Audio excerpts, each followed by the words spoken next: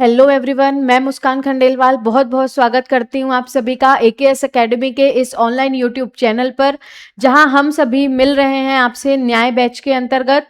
दोस्तों, आप सभी ने जो मेरा पहला लेक्चर देखा होगा, आप सभी को पता है कि ये जो हमारा न्याय बैच है, ये हमारा क्रांति 1.0 और क्रांति 2.0 बैच, यानी जो 2025 और 2026 के लिए प्रीलिम्स का फ्री ऑफ कॉस्ट बैच चलाया गया था, उसी बैच का उत्तराधिकारी है, उसी बैच का सक्सेसर है, जहां आपको इस बार भी 2027 के प्रीलिम्स के लिए पूरी फ्री ऑफ कॉस्ट तैयारी कराई जा रही है। आपको सभी 10 यूनिट्स को एमसीक्यूज फॉर्मेट पे पढ़ाया जा रहा है। यहां हमारा एक एमसीक्यू क्वेश्चन, यहां हमारा एक क्वेश्चन 4 क्वेश्चंस के बराबर होने वाला है, क्योंकि हम ना केवल उस एक क्वेश्चंस को डिस्कस करेंगे, बल्कि हम उसके अंदर मौजूद सभी चारों ऑप्शंस को भी डिटेल में डिस्कस करेंगे।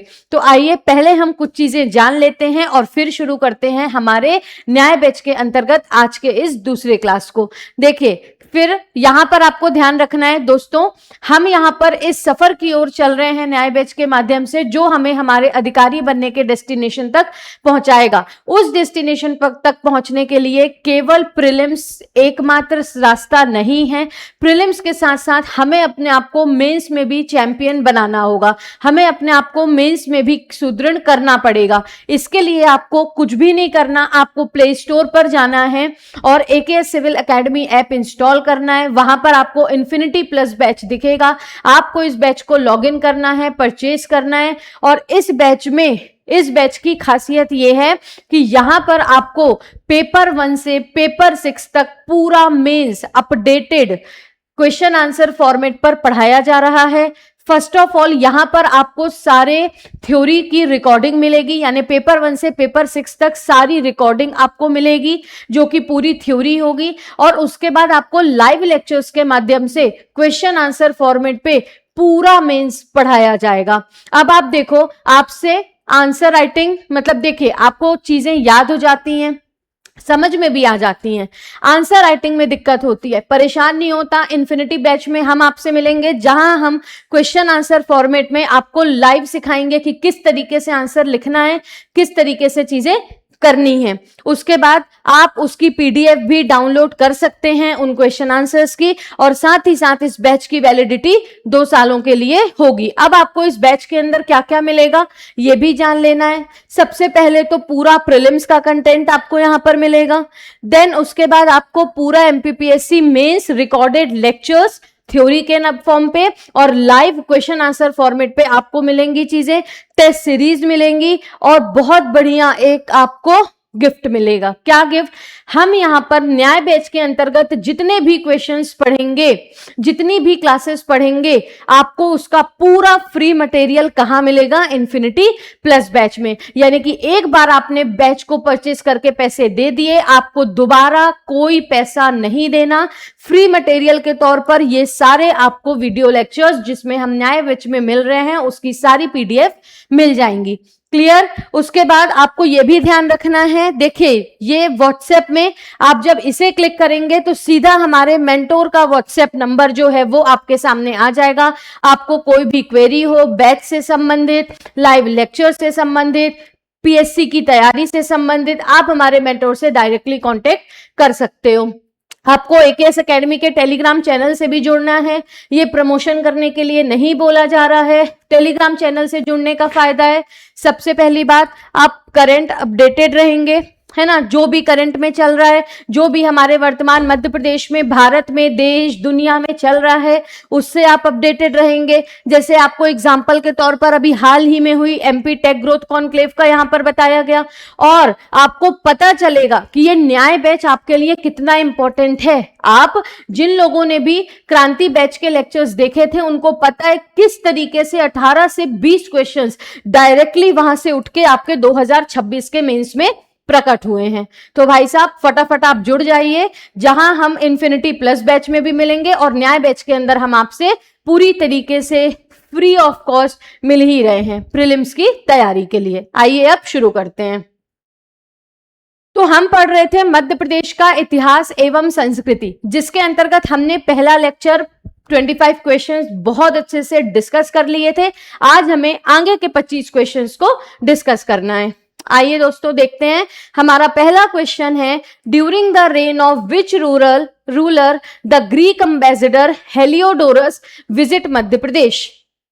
क्या लिखा हुआ है, हेलियोडोरस जो थे, हेलियोडोरस जो कि ग्रीक रूलर एंटियाल सीडास के कौन थे, एंटियाल सीडास के कौन थे दोस्तों, एम्बेसडर थे, राजदूत थे। वो मध्य प्रदेश में किस शासक के समय पर आए थे, वो मध्य प्रदेश में किस शासक के समय पर आए थे, तो वो आए थे भागमित्र के समय। किसके समय, भागमित्र के समय।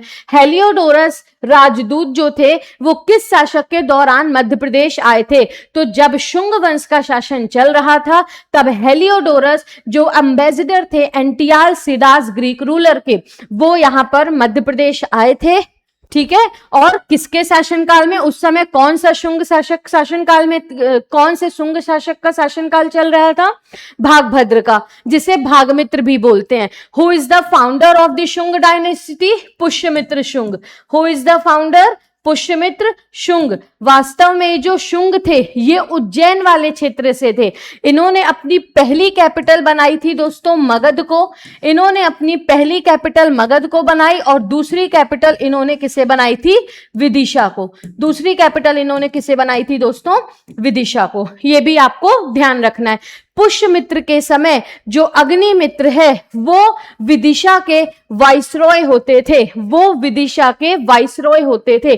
किसके समय पर, किसके समय पर, पुष्यमित्र शुंग के समय पर। कौन होते थे, वाइसरॉय, कौन, अग्निमित्र, ध्यान रखना है। उसके बाद देवभूति, इस डायनेस्टी के अंतिम शासक, इस डायनेस्टी के लास्ट रूलर, जिन्हें वासुदेव कण्व ने हराया था, जिन्हें वासुदेव कण्व ने हराया था और मार दिया था। ठीक है, और कण्व डायनेस्टी की स्थापना उन्होंने कर ली थी। किसकी स्थापना कर ली थी दोस्तों, कण्व डायनेस्टी की। देन उसके बाद हमने क्या पढ़ा, भागमित्र के समय पर हेलियोडोरस आए थे, क्या किए थे, यहां आकर गरुड़ पिलर की स्थापना करवाए थे। किसकी स्थापना करवाए थे, गरुड़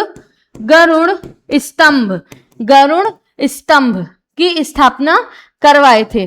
ठीक है, गरुड़ स्तंभ की स्थापना करवाए थे। ये गरुड़ स्तंभ में क्या दिया हुआ है, ये जो गरुड़ स्तंभ है ये किससे संबंधित है, ठीक है देख लेते हैं। सबसे पहले आपको पता चल गया गरुड़ स्तंभ का निर्माण किसने करवाया, एंटियाल सीडस जो ग्रीक शासक थे उनके एम्बेसडर हेलियोडोरस ने। जो शुंग डायनेस्टी के शासक भागमित्र के समय पर कहां आए थे, विदिशा आए थे। ये जो स्तंभ है ये भागवत धर्म से संबंधित है, भागवत धर्म से संबंधित है। किससे संबंधित है, भागवत धर्म से संबंधित है। ठीक है, संबंधित। और आपको ध्यान रखना है कि भागवत धर्म के सर्वप्रथम साक्ष्य इसी गरुड़ स्तंभ से मिलते हैं। किसके सर्वप्रथम साक्ष्य, भागवत धर्म के। ये जो स्तंभ है ये भगवान विष्णु को समर्पित है। किसे समर्पित है दोस्तों, ये जो स्तंभ है ये भगवान विष्णु को समर्पित है। ध्यान रखना है, भगवान विष्णु को समर्पित यह स्तंभ हेलियोडोरस के द्वारा विदिशा में बनवाया गया था। भागवत धर्म के साक्ष्य यहां से मिलते हैं। ठीक है, उसके बाद इसकी जो डिस्कवरी है वो की थी अलेक्जेंडर कनिंघम ने। वो की थी दोस्तों अलेक्जेंडर कनिंघम ने। ठीक है, अलेक्जेंडर कनिंघम ने इसकी क्या की थी, डिस्कवरी की थी। अच्छा, इसे वहां की लोकल ट्राइब के द्वारा खाम बाबा भी कहा जाता है। क्या कहा जाता है, खाम बाबा भी कहा जाता है। और वर्तमान में इसके जो रेलिक्स हैं, इस पिलर के जो रेलिक्स हैं, जो अवशेष हैं, वो ग्वालियर के गुजरी महल संग्रहालय में संरक्षित रखे गए हैं। कहां पर, ग्वालियर के गुजरी महल संग्रहालय, ग्वालियर के गुजरी महल संग्रहालय पर। आ गई बात समझ में, क्या चीजें पढ़नी है। यूनानी राजदूत हेलियोडोरस किसके शासनकाल में आया, भागभद्र के शासनकाल में। क्या बनवाए, गरुड़ स्तंभ। कहां पर बनवाए, विदिशा में। किससे संबंधित? भागवत धर्म से। किस भगवान की जानकारी? वराह अवतार, भगवान विष्णु की। डिस्कवरी किसने की? अलेक्जेंडर कनिंघम ने। किसी ने पूछा कब की? लिख लो, कब की? 1877 में, 1877 में। अच्छा, इसे वहां की लोकल ट्राइब के द्वारा क्या कहा जाता है? खाम बाबा। इसके रेलिक्स कहां से मिलते हैं वर्तमान में? गुजरी महल म्यूजियम से। बात खत्म। ठीक है, तो आंसर इज भागभद्र। देखो लिखा है, आंसर इज भागभद्र। हेलियोडोरस ने विदिशा में गरुड़ स्तंभ का निर्माण करवाया, जहां वैष्णव धर्म के साक्ष्य मिलते हैं। यह गरुड़ स्तंभ खाम बाबा के नाम से प्रसिद्ध है। ठीक है, क्लियर है इतनी चीजें? आगे, Chanda Pradyota was the king of which ancient kingdom? Chanda Pradyota, राजा चंड प्रद्योत किस प्राचीन गणराज्य के राजा थे? आप में से बहुत लोगों को इसका आंसर पता है, वो अवंती के राजा थे। अवंती में कौन सी डायनेस्टी थी? प्रद्योत डायनेस्टी। ठीक है, अवंती महाजनपद में प्रद्योत डायनेस्टी थी, जिसके शासक कौन थे? राजा चंड प्रद्योत, राजा चंड प्रद्योत। ठीक है, ये राजा चंड प्रद्योत किसके समकालीन थे? गौतम बुद्ध के। गौतम बुद्ध के समकालीन थे। किसके समकालीन थे दोस्तों? गौतम बुद्ध के समकालीन थे। और साथ ही साथ हर्यक वंश के शासक बिंबिसार के भी समकालीन थे। बिंबिसार के भी समकालीन थे। कौन? राजा चंड प्रद्योत। इस वंश का अंतिम शासक नंदीवर्धन था। इस वंश का अंतिम शासक नंदीवर्धन था। ध्यान रखना है, कौन? Last ruler, last ruler Nandivardhan था। किसका? इस वंश का। अवंती महाजनपद, इसकी दो कैपिटल थी, एक उत्तर अवंती, एक दक्षिण अवंती। उत्तर अवंती की कैपिटल उज्जैनी। उत्तर अवंती की कैपिटल भाई सब क्या थी? उज्जैनी। तो दक्षिण अवंती की कैपिटल क्या थी? महेश्वर। क्या थी? महेश्वर। ठीक है, फिर अच्छा महेश्वर सही लिख दे, महेश्वर। ठीक है, दक्षिण अवंती की कैपिटल महेश्वर। अवंती महाजनपद कौन सी दो नदियों के मध्य स्थित था? एग्जाम में पूछ लिया जाएगा। कौन सी दो नदियों के मध्य स्थित था? चंबल और नर्मदा। चंबल और नर्मदा नदी के मध्य ये स्थित था। ठीक है, उसके बाद प्राचीन काल में अगर हम स्कंद पुराण की बात करें तो स्कंद पुराण के अनुसार अवंती को साहित्य एवं कला का केंद्र माना जाता था। ठीक है, पौराणिक काल में। ध्यान रखना है। अच्छा, ये तो महाजनपद था। अब एक महाजनपद कई सारे जनपदों से मिलकर बना होगा, एक डिवीजन कई सारे जिलों से मिलकर बना होगा, वैसे ही एक महाजनपद कई सारे जनपदों से मिलकर बना होगा। तो अवंती जनपद तक के अंतर्गत आने वाले जो प्रमुख जनपद थे वो कौन से थे? एक था अनूप और एक था वत्स। एक था अनूप और एक था वत्स। वत्स ग्वालियर, अनूप निमाड़। क्लियर है? तो चंद प्रद्योत अवंती के शासक थे। क्लियर? आगे देखो, चंद प्रद्योत अवंती के भगवान बुद्ध के समकालीन, और इनके पुत्र पालक ने कौशंबी को अपने राज्य में मिला लिया था। ठीक है, उसके बाद आगे फिर नेक्स्ट क्वेश्चन है हमारा यहां पर, Who was the most powerful ruler of Paramara dynasty? Paramara dynasty का सबसे पावरफुल शासक कौन था? Paramara. What is the meaning of Paramara? लिख लो, meaning of Paramara, destroyer of enemies. Destroyer of enemies, शत्रुओं का संहार करने वाला। शत्रुओं का संहार करने वाला क्या कहलाएगा? परमार कहलाएगा। ठीक है, परमार कौन थे भैया? परमार थे अग्निवंशी राजपूत। कौन से? अग्निवंशी राजपूत थे।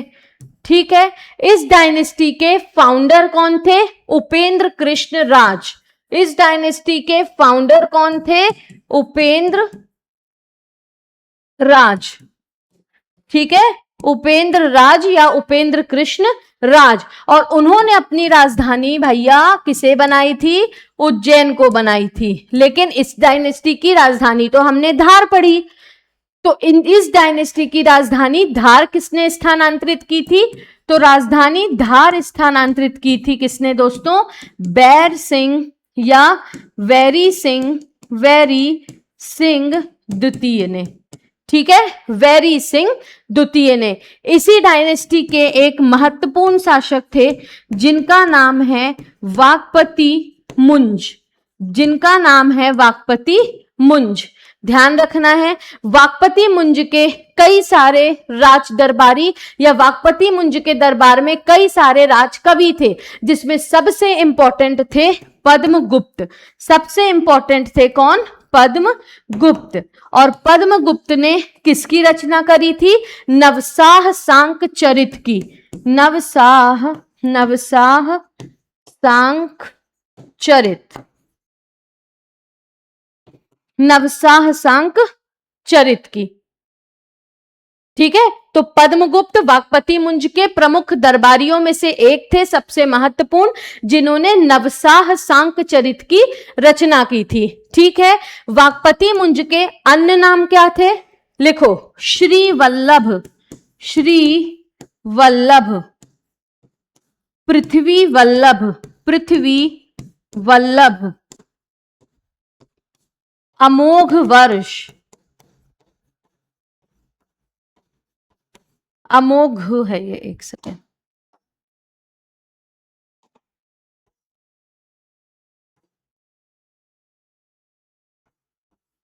श्री वल्लभ, पृथ्वी वल्लभ और अमोघ वर्ष, ये वाकपति मुंज के अन्य नाम थे। इन्होंने अपने नाम पर मुंजपुर सिटी बसाई थी। मुंजपुर सिटी बसाई थी कहां पर?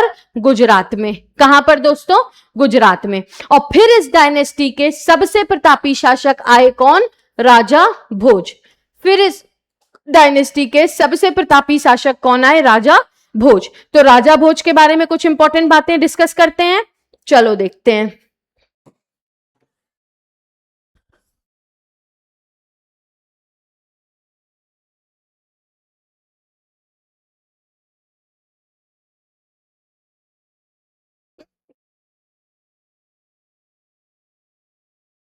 चलिए, राजा भोज के बारे में कुछ इंपॉर्टेंट चीजें। सबसे पहले, सबसे प्रतापी शासक किस डायनेस्टी के? परमार डायनेस्टी के। टिक कर देना है इसको। अब राजा भोज सबसे प्रतापी थे और इनका जो किंगडम है वो केवल धार तक सीमित नहीं था। इनका किंगडम, अगर हम ये मैप बनाए एक छोटा सा, है ना, एक छोटा सा नन्हा सा, अगर हम अपने भारत देश का मैप बनाएं, ऐसे ही होता है भारत देश का मैप भाई, है ना, ऐसा। ठीक है, तो यहां पे अगर हमने इंडिया का मैप बनाया तो इनका किंगडम हमें पता चलता है उत्तर में इनका किंगडम चित्तौड़ से लेकर दक्षिण में इनका किंगडम कोंकण तक फैला हुआ था। पूरब में विदिशा से लेकर पश्चिम में साबरमती नदी के तट तक फैला हुआ था। साबरमती नदी के तट तक फैला हुआ था, यानी कि चारों ही डायरेक्शंस में इनका जो किंगडम है, इनका जो राज्य है वो विस्तृत था। राजधानी इनकी क्या थी? धार थी। राजधानी इनकी क्या थी? धार थी। His kingdom extended from Chittor in north to Konkan in south and from Vidisha in east to Sabarmati river in west. Capital at धार। ठीक है, आपको ये चीज ध्यान रखना है। इनके दरबार में भी कई सारे कवि थे। ठीक है, इनके दरबार में भी कई सारे कवि थे, जिनमें दामोदर भट्ट, जिनमें हमारे इंपॉर्टेंट थे धनपाल। हमने कल पढ़ा था तिलक मंजरी ग्रंथ की रचना किसने की? मैंने बोला था धनपाल ने की थी। और हमने इनके और भी दरबारियों के बारे में पढ़ा था। ठीक, उसके बाद राजा भोज जो है वो स्वयं लिटरेरी वर्क्स जो है करते थे, स्वयं साहित्य लिखते थे। जैसे उनकी इंपॉर्टेंट रचनाएं हैं सरस्वती कंठाभरण। कुछ इंपॉर्टेंट रचनाओं के नाम लिखो। सरस्वती कंठाभरण, ये संस्कृत ग्रामर पर एक बहुत शानदार किताब है, सरस्वती कंठाभरण। एक है युक्ति कल्पतरु, एक है सम्रांगण समरांग सूत्रधार, समरांग सूत्रधार ये वास्तुकला या आर्किटेक्चर से संबंधित महत्वपूर्ण किताब है। एग्जाम में पूछा जा सकता है राजा भोज की कौन सी किताब है जो आर्किटेक्चर से संबंधित है। आंख बंद करके समरांग, अरे ये क्या हो गया, आंख बंद करके समरांग सूत्रधार टिक कर देना। राजा भोज की संस्कृत व्याकरण पर आधारित महत्वपूर्ण किताब, आंख बंद करके सरस्वती कंठाभरण टिक कर देना। उसके बाद इन्होंने धार में भोजशाला का निर्माण करवाया, धार में भोजशाला का निर्माण करवाया। इन्होंने साइक्लोपियन बांध का भी निर्माण करवाया, साइक्लोपियन डैम का निर्माण भी कराया, भोजताल का निर्माण भी कराया। बाद में ये साइक्लोपियन डैम होशंग शाह गौरी के द्वारा तोड़ दिया गया था, नष्ट कर दिया गया था। साइक्लोपियन डैम, भोजशाला धार में, भोजताल भोपाल में।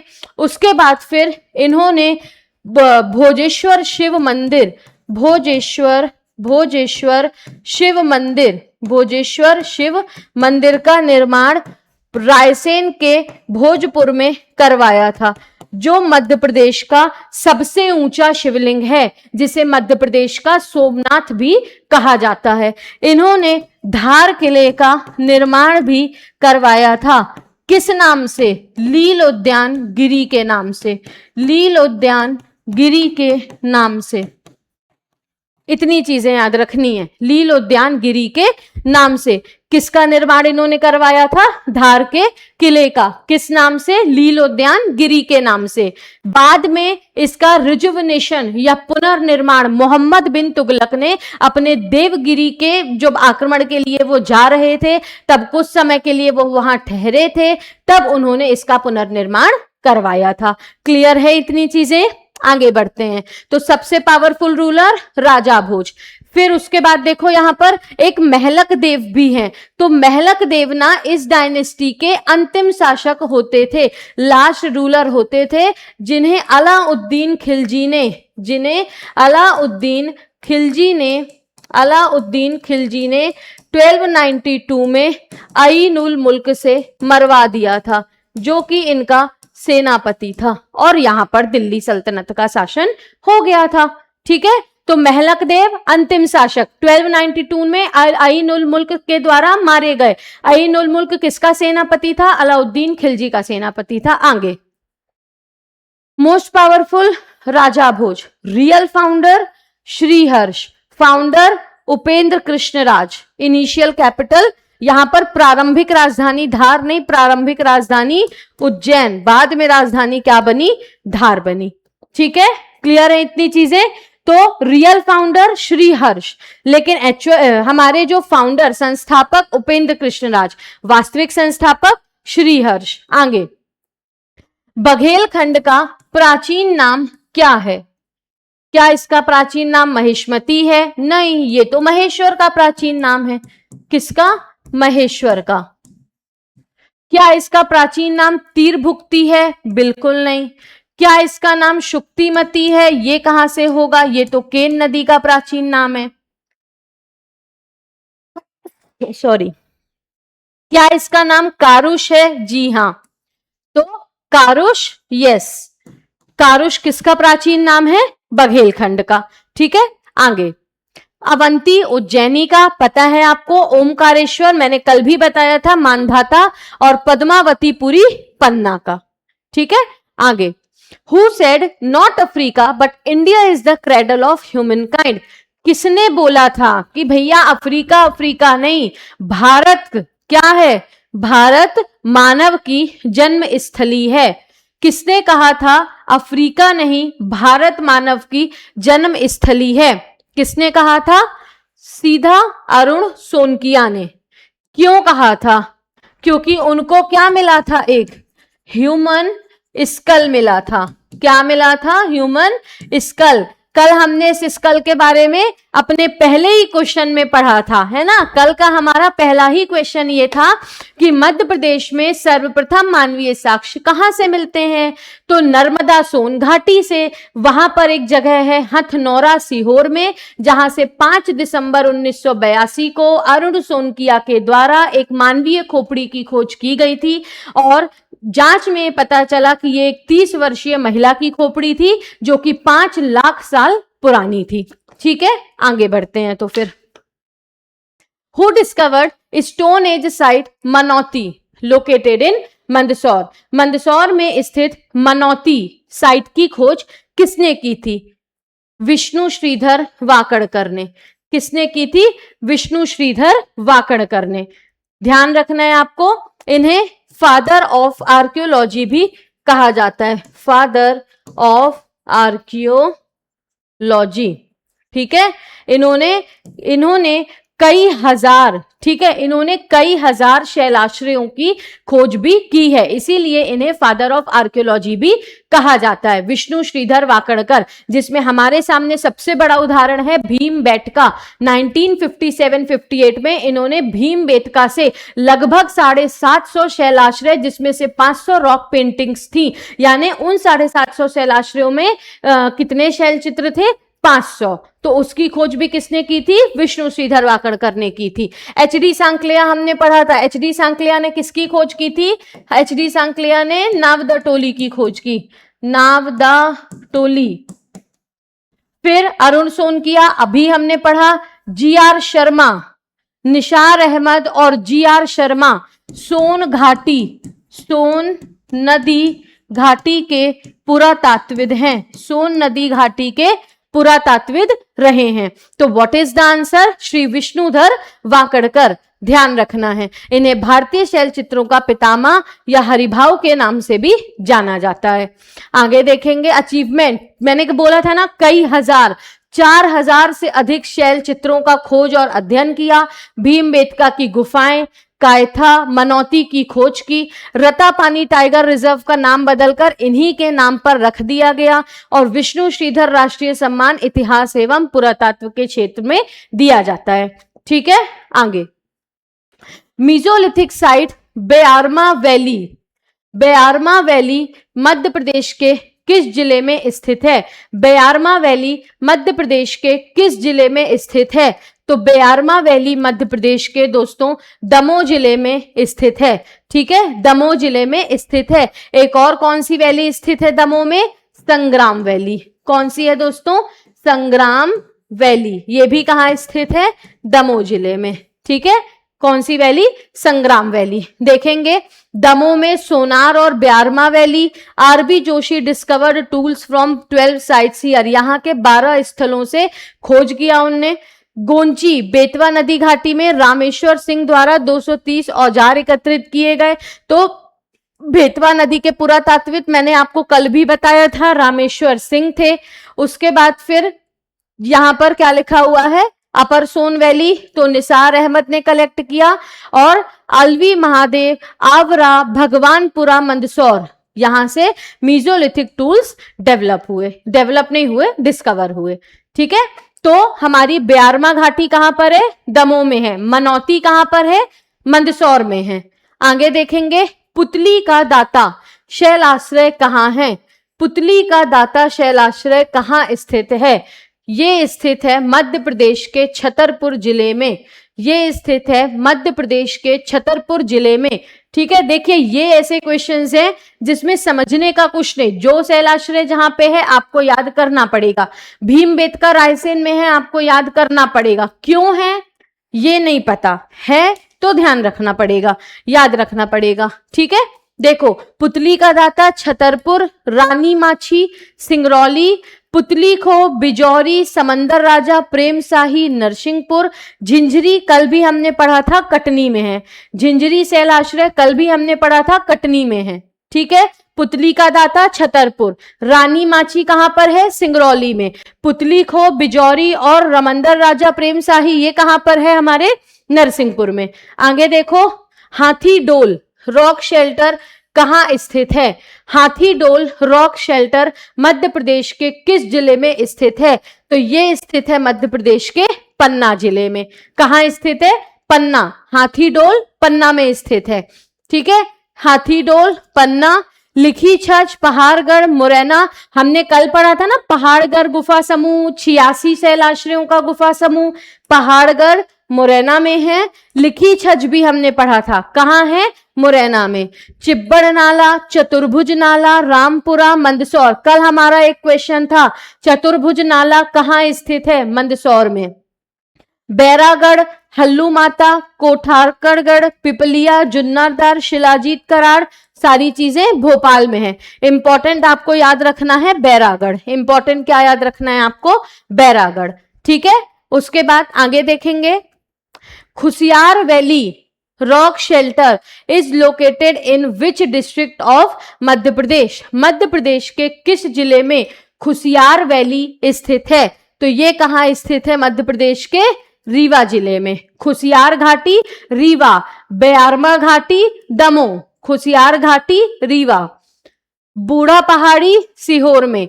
आबचंद सागर, यहां पर आबचंद की गुफाएं भी हैं सागर में, जहां पर आबचंद का मेला भी लगता है प्रतिवर्ष। घाटखेड़ा, बड़ा शिमला पहाड़, इंद्रणा पहाड़ कहां पर है? जबलपुर में। क्लियर? खुसियार घाटी पन्ना, पुतली का दाता छतरपुर, बेयारमा घाटी दमोह, संग्राम घाटी दमोह, आबचंद सागर, लिखी छाछ मुरैना, पहाड़गढ़ मुरैना, हमारा बैरागढ़ भोपाल, घाटखेड़ा, बड़ा शिमला, इंद्रणा पहाड़ जबलपुर। आगे बढ़ते हैं। Which of the following is considered the largest settlement of Malwa culture? Malwa संस्कृति का सबसे बड़ा बस्ती या सबसे बड़ी बस्ती किसे माना जाता है? तो मालवा कल्चर की सबसे बड़ी बस्ती मानी जाती है नावदा टोली को। ठीक है, नर्मदा नदी के दक्षिण में स्थित नावदा टोली, जिसकी खोज HD सांकलिया ने की थी। किसने की थी? HD सांकलिया ने। यहाँ से हमें कई सारे मृदभांड भी मिले हैं, पशुओं एवं मानवों के अवशेष भी मिले हैं। इसके बाद दंगवाड़ा पढ़ा था हमने, कहाँ है? उज्जैन में है। ठीक है, कहाँ है? उज्जैन में। इंपॉर्टेंट ताम्रपाषाण कालीन स्थल है। आवरा भी हमने पढ़ा था, डिस्कवरी इसकी HV त्रिवेदी ने की थी। HV त्रिवेदी ने की थी। और ये कहां पर है? मंदसौर में। दंगवाड़ा की VS वाकड़कर साहब ने की थी। और वहीं एरण कहां पर? 510 AD के सती प्रथा के साक्ष्य मिलते हैं। कल भी हमने इसे डिस्कस किया था, ऐसा ही एक क्वेश्चन था हमारे पास। और इसका डिस्कवरी किसके नेतृत्व में? कृष्णदत्त वाजपेयी के नेतृत्व में। कृष्णदत्त वाजपेयी। ठीक है, ध्यान रहेंगी। तो largest settlement of Malwa culture Navdatoli. Largest settlement Navdatoli by HD Sankalia. मिट्टी के बर्तन, पशुपालन के साक्ष्य। नावदा टोली से सर्वाधिक अन्न भी हमको प्राप्त होते हैं, गेहूं, चावल, जौ, कई सारे अन्न भी यहां से प्राप्त होते हैं। आगे, archaeological site Adamgarh excavated under whose direction. हमने इसको डिस्कस किया था कि आदमगढ़ जो है उसका उत्खनन किसके निर्देश में हुआ था? आदमगढ़ की खोज किसने की थी? इंटरटेनमेंट घोष ने नहीं, मनोरंजन घोष ने। मनोरंजन घोष ने की थी। ठीक है, मनोरंजन घोष ने। लेकिन यहां पर साइंटिफिक एक्सकेवेशन के जो कार्य हैं वो किसके द्वारा कराए गए?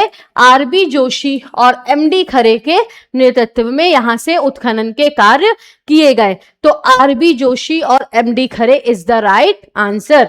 ठीक है, नर्मदापुरम 1960-61 में RB जोशी एवं MD खरे के निर्देश में। और यहां से हमें शेल्टर केव्स, ईसा कुठार, खुरचनी, विद्राणी यानी कि हैंड एक्सेस, स्क्रैपर, क्लीवर, ये सारी चीजें आपको याद नहीं रखना। सीधा यहाँ पर मीजोलिथिक एज से संबंधित पशुपालन के साक्ष्य और कई सारे टूल्स भी मिलते हैं। ठीक है, आगे। In which Ved is the lifeline river of the state Narmada mentioned as Reva? देखो आपसे ना 2024 के प्रीलिम्स में 2024 प्रीलिम्स में एक क्वेश्चन पूछा गया था। क्या पूछा गया था मैम बताइए जरा। आपसे पूछा गया था नर्मदा को रेवा किस ब्राह्मण ग्रंथ में कहा गया है। नर्मदा को रेवा किस ब्राह्मण ग्रंथ में कहा गया है। तो इसे शतपथ ब्राह्मण ग्रंथ में रेवा कहा गया है। लेकिन यहां आपसे पूछा जा रहा है किस वेद में नर्मदा को रेवा कहा गया है। तो याद रखना सबसे प्राचीन वेद ऋग्वेद में।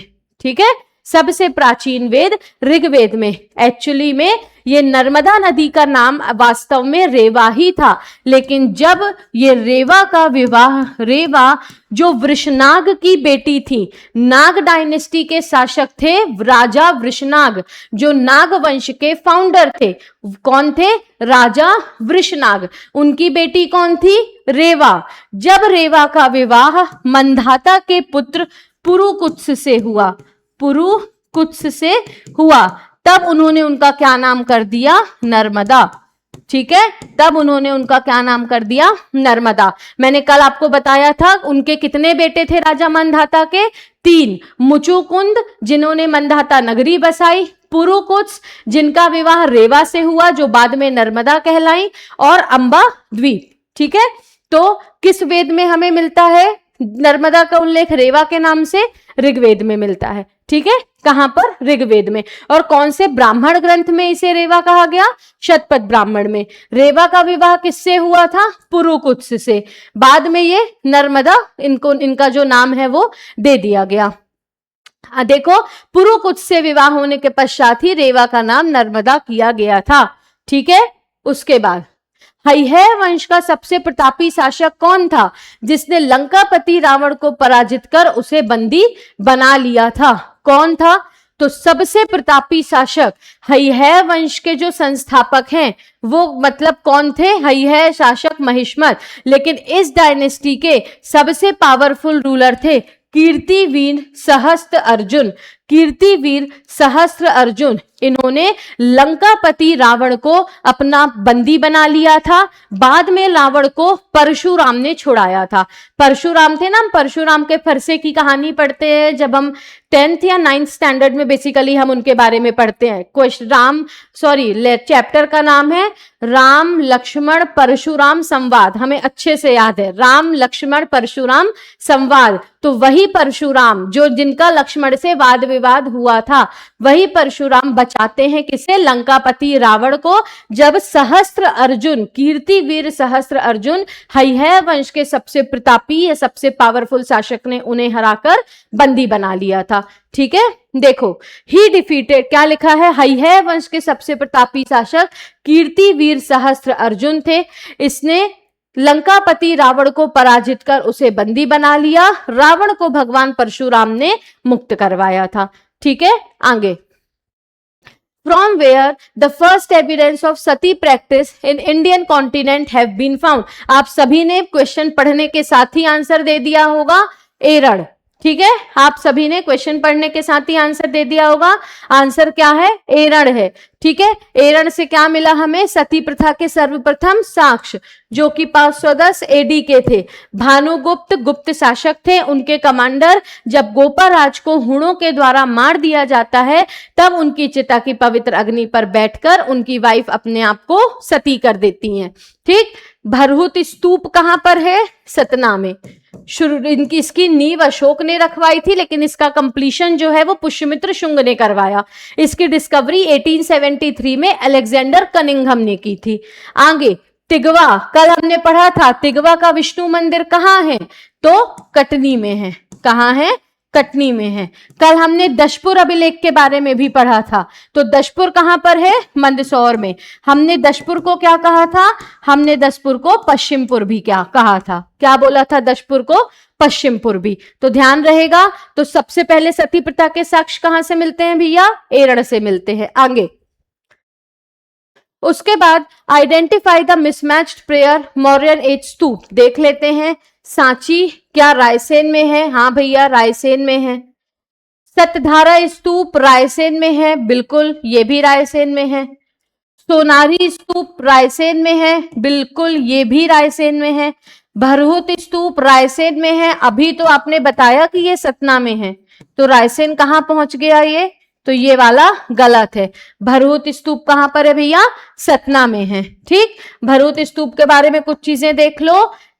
इसका कंप्लीशन किसने करवाया, कंप्लीशन किसने करवाया, पुष्यमित्र शुंग ने, पुष्यमित्र शुंग ने।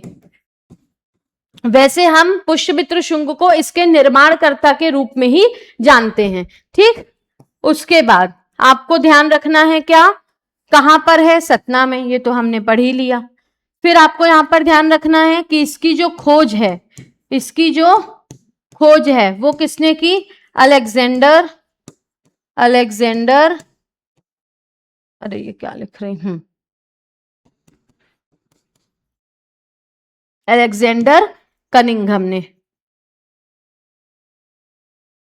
कब की थी, 1873 में। कब की थी, 1873 में। ठीक है, तो आपको ये भी थोड़ा सा ध्यान रखना है, भरहुत स्तूप। उसके बाद फिर देखो और भी कुछ स्तूप हैं, जैसे उज्जैन की वैश्य टेकरी, कहां पर, उज्जैन में। निर्माणकर्ता कौन है, अशोक। किसके कहने पर करवाए थे, अपनी वाइफ महादेवी या श्रीदेवी के कहने पर। देवर कोठार रीवा में है, तुमैन स्तूप अशोकनगर में है, कसराबाद खरगोन में है, और सोरंग गुफा ये भी उज्जैन में है। तो ये नया आ गया, सोरंग गुफा कहां पर है, उज्जैन में है। ठीक है, आगे इंद्रगढ़ पुरातात्विक स्थल कहां स्थित है, इंद्रगढ़ अभी हमने पढ़ा है, ये मंदसौर में स्थित है। कहां पर है, मंदसौर में। इंद्रगढ़ कहां स्थित है दोस्तों, मंदसौर में स्थित है। आगे देखेंगे, एरण सागर में, नागदा उज्जैन में, कायथा उज्जैन में, नावदा टोली नर्मदा के तट पर खरगोन में, आवरा शिवना के तट पर मंदसौर में। ठीक है, हमने बताया था ना, शिवना नदी के तट पर प्रसिद्ध पशुपतिनाथ का मंदिर भी स्थित है, पशुपतिनाथ का मंदिर भी स्थित है। ठीक है, आगे देखो, what was the name of Nag princess whom Purukutsa son of Mandhata married. ये तो आपको बिल्कुल एकदम क्वेश्चन पढ़ते ही बन जाना चाहिए। अभी मैडम ने बताया था, कौन थी, रेवा। कौन थे, रेवा। तो ध्यान रखना, थे नहीं, थी। तो कौन थी, राजा वृषनाग की पुत्री रेवा। पुरुकुत्स ने निमाड़ क्षेत्र में शासन किया, गंधर्वों को पराजित किया, जिससे खुश होकर वृषनाग ने अपनी पुत्री रेवा का विवाह पुरुकुत्स से कर दिया। पुरुकुत्स ने रेवा का नाम परिवर्तित करके बोला कि तुम्हारा नाम आज से नर्मदा नदी है। ठीक है, मतलब नर्मदा है। आगे, भरहुत स्तूप की खोज अभी अलेक्जेंडर कनिंघम ने कब की, 1873 में। कहां पर, सतना में।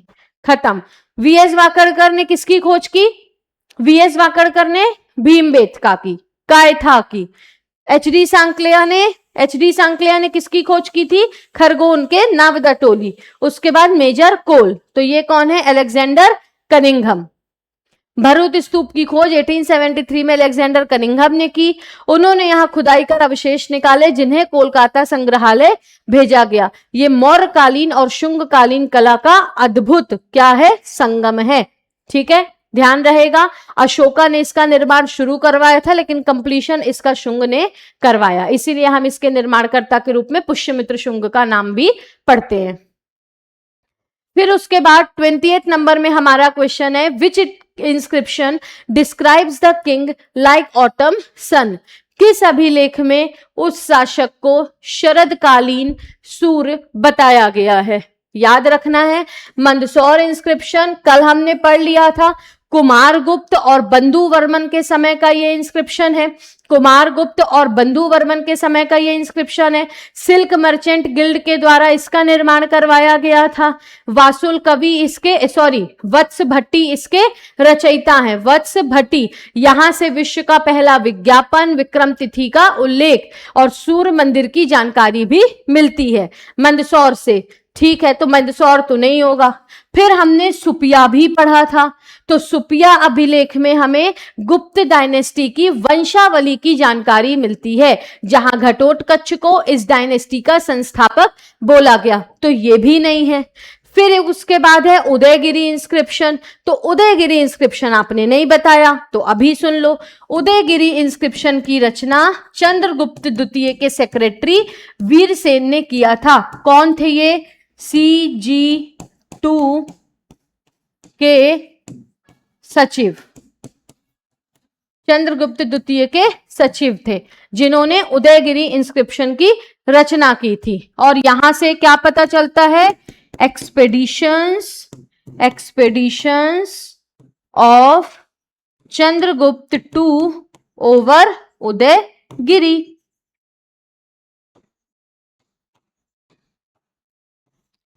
साथ ही साथ पार्श्वनाथ का एक स्टैचू भी मिलता है, पार्श्वनाथ स्टैचू।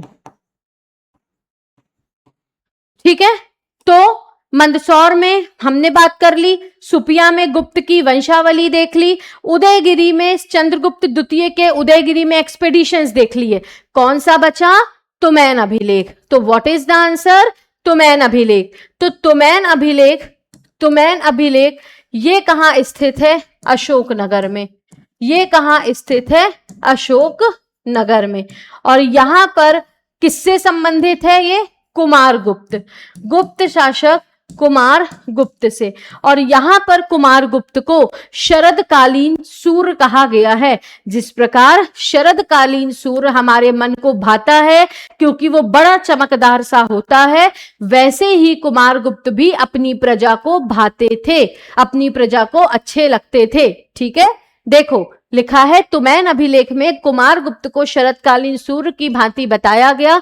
जैसे शरद ऋतु का सूर्य सुखद होता है, वैसे ही उसका शासन प्रजा के लिए सुखद था। इस अभिलेख से उस समय की गिल्ड की जानकारी भी मिलती है। ठीक है, जो सिल्क मर्चेंट्स थे या गिल्ड थे, व्यापारी थे, उनकी जानकारी। आगे है who discovered Bagh caves located in Dhar district of Madhya Pradesh. Madhya Pradesh के धार जिले में स्थित बाघ की गुफाएं, ये बाघ की गुफाएं गुप्त काल से संबंधित हैं। मध्य प्रदेश में स्थित गुप्तकालीन बाघ गुफाओं की खोज किसने की? सीधा याद रखना है, डोंगर फील्ड ने या डेंजर फील्ड ने। ठीक है, किसकी खोज की? बाघ की गुफाओं की। ओरिजिनली यहां पर 9 केव्स थी, लेकिन वर्तमान में यहां पर केवल 5 केव्स हैं। और इनमें से एक केव से क्वेश्चन आपको 2025 के प्रीलिम्स में पूछा गया था। क्या पूछा गया था? क्वेश्चन आप पूछने की प्रवृत्ति देखिए, बाघ की गुफाओं में कौन से नंबर की गुफा सबसे बड़ी है? कौन से नंबर की गुफा सबसे बड़ी है? तो 5 गुफा हैं वर्तमान में, पांचों के नाम यहां पर देख लेना है आपको। ठीक है, जब हम आर्ट एंड कल्चर पढ़ेंगे तो हम वापस से देखेंगे, अभी आपको लेकिन देख लेना है। ठीक है, तो सबसे पहले है ग्रह गुफा, फिर है पांडव गुफा, हाथी खाना, फिर है रंग महल, और फिर है पाठशाला। इंपॉर्टेंट हम पढ़ते हैं किसके बारे में? इंपॉर्टेंट हम पढ़ते हैं यहां पर किसके बारे में? देखो, सबसे पहले तो कौन सी गुफा? सबसे पहले हाथी खाना। नाम से लग रहा है कि ये सभी से बड़ी होगी क्योंकि हाथी खाना नाम है, नहीं, ये सबसे सुसज्जित गुफा है, सर्वाधिक सुसज्जित, मोस्ट डेकोरेटेड, सर्वाधिक सुसज्जित। रंग महल सबसे बड़ी, सर्वाधिक बड़ी गुफा, सर्वाधिक बड़ी।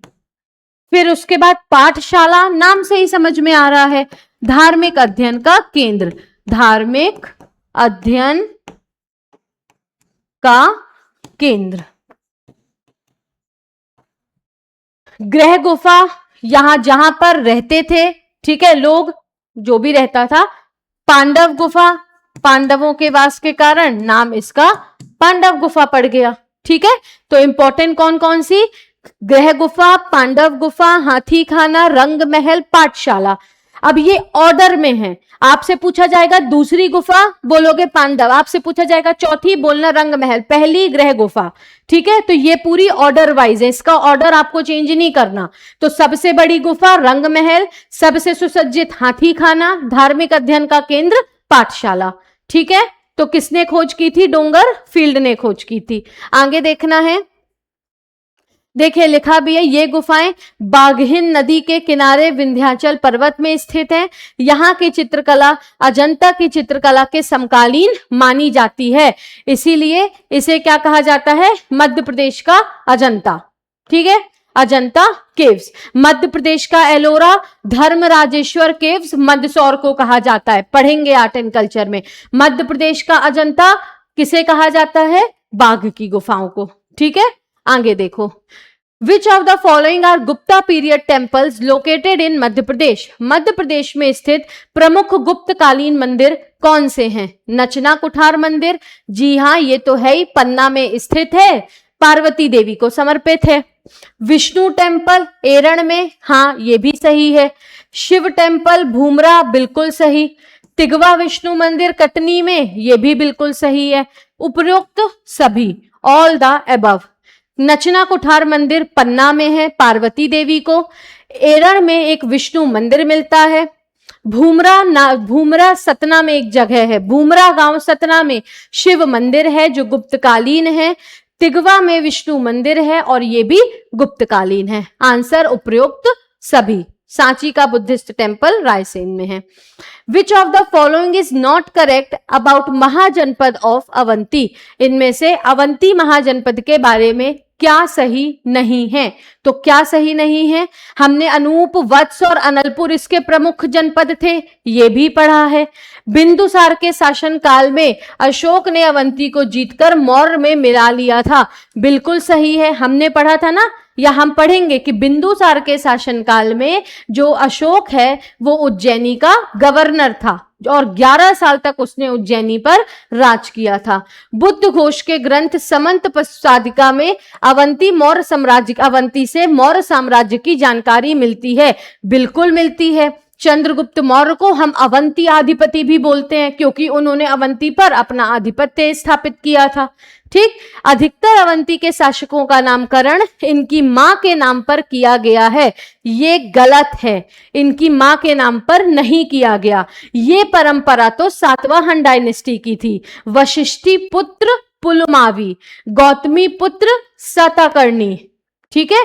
तो ये किसकी परंपरा थी? सातवाहनों की परंपरा थी, ना कि अवंती के शासकों की, ठीक है। उसके बाद क्या लिखा है? On which reign of Madhya Pradesh did the Shatrughna the younger brother of lord Ram rule? क्या पूछा जा रहा है कि अयोध्या के राजा राम के जो भाई थे शत्रुघ्न, राम लक्ष्मण भरत शत्रुघ्न वाले शत्रुघ्न, वो मध्य प्रदेश के किस सेन पर शासन करते थे या कभी किए थे? आंसर है अमरकंटक, आंसर है अमरकंटक, ठीक है। ये ओरछा भी जो है वो संबंधित है किससे? रामायण काल से, क्योंकि ओरछा में किसने शासन किया? बुंदेलों ने शासन किया। किसने शासन किया? बुंदेलों ने शासन किया। और बुंदेल अपने आप को क्या मानते थे? राजा राम के बड़े पुत्र, लव के वंशज, लव के वंशज, ठीक है। वहीं चित्रकूट भी रामायण काल से संबंधित है। क्यों? यहाँ पे ही, इधर पे ही भरत और राम का मिलन हुआ था, तो भरत मिलाप मंदिर चित्रकूट में है, ठीक है। उसके बाद आपको ध्यान रखना है दंडकारण्य क्षेत्र पर, चलो अच्छा ये भी छोड़ना है, यहां चित्रकूट में गुप्त गोदावरी है, गुप्त गोदावरी, यहां पर हनुमान धारा है, यहां पर हनुमान धारा है, यहां पर सीता रसोई है, सीता रसोई, ठीक है। तो ये सब कहां है? चित्रकूट में। और सबसे इंपॉर्टेंट बात, मध्य प्रदेश सरकार राम वन गमन पथ बना रही है अमरकंटक से चित्रकूट तक, अमरकंटक से चित्रकूट तक। राम वन गमन पथ कौन बना रहा है? सरकार बना रही है। कहां से कहां तक? अमरकंटक से चित्रकूट तक, ठीक है। और उसके बाद ओरछा भी रामायण में कहीं हम मतलब संबंधित है, क्योंकि यहां पर बुंदेलों का शासन था और वो अपने आप को लव का वंशज बताते थे। चित्रकूट तो है ही, ठीक है, मंदाकिनी नदी के किनारे बसा है। भरत मिलाप मंदिर है, क्योंकि जब राम जी जो है बेसिकली वो वन को गए थे तो यहां पर ही भरत और राम जी का मिलन हुआ था। गुप्त गोदावरी है, हनुमान धारा है, सीता रसोई है। राम वन गमन पथ अमरकंटक से चित्रकूट तक कौन बना रहा है? मध्य प्रदेश सरकार। आज का last but not the least question, most important देखेंगे। According to traditional history, Avanti the ruler of Malwa was the son of which king after whom Avanti महाजनपद was named. हमें ये तो पता है कि अवंती जो नाम है वो राजा है वंश के राजा, कौन से वंश के? है वंश के राजा अवंती के नाम पर पड़ा है। लेकिन ये राजा अवंती किसके पुत्र थे? तो ये थे तालजंद के पुत्र। किसके पुत्र थे? तालझंद के पुत्र। तो क्या मैम इनका कीर्तिवीर सहस्त्र अर्जुन से भी कोई संबंध है? जी हां, बिल्कुल है। ये कीर्तिवीर सहस्त्र अर्जुन के प्रपौत्र थे, यानी कि great grandson, great grandson, प्रपौत्र थे, ठीक है, या जिसे हम परपौत्र भी बोलते हैं। तो प्रपौत्र थे, यानी कौन थे? ग्रेट ग्रैंड सन थे। किसके? कीर्तिवीर सहस्त्र अर्जुन के। कौन? राजा अवंती। और राजा अवंती के पिता कौन थे? तालझंद। कौन थे? तालझंद। क्लियर? तो आज के यहां पर हमारे देखो लिखा है उज्जैनी मध्य प्रदेश की सबसे प्राचीन नगरी है। पौराणिक ग्रंथों के अनुसार महिष्मत के हैहय वंश के प्रतापी शासक कीर्तिवीर सहस्त्र अर्जुन के प्रपौत्र एवं तालझंद के पुत्र अवंती ने अवंती राज्य की स्थापना करी थी। ठीक है, क्लियर है? तो आज के 25 क्वेश्चंस आप सभी को आई होप क्लियर होंगे। आज हमने काफी डिटेल में चीजों को पढ़ा है और हम निरंतर ही इसी प्रकार से अपने लेक्चर्स में चीजों को आगे पढ़ेंगे। आपको यहाँ एक क्वेश्चन का मतलब, या आपके यहाँ एक क्वेश्चन, आपके द्वारा सॉल्व किया हुआ एक क्वेश्चन आगे आपके 4 से 5 प्रश्नों को सही करेगा। ये मेरी गारंटी है आप सभी से। बस आप सभी को निरंतर मेरे साथ बने रहना है, मन लगाकर पढ़ाई करनी है और स्ट्रिक्टनेस के साथ आपको प्रीलिम्स में फोकस भी करना है। मेंस की आंसर राइटिंग करनी है, मेंस को हम अच्छे से पढ़ना है। हम पढ़ेंगे इन्फिनिटी प्लस बैच में, और प्रीलिम्स की तैयारी भी हम जोरदार, शानदार, जानदार करेंगे न्याय बैच के साथ। आज के लिए आप सभी का बहुत बहुत धन्यवाद। Have a nice day to you all.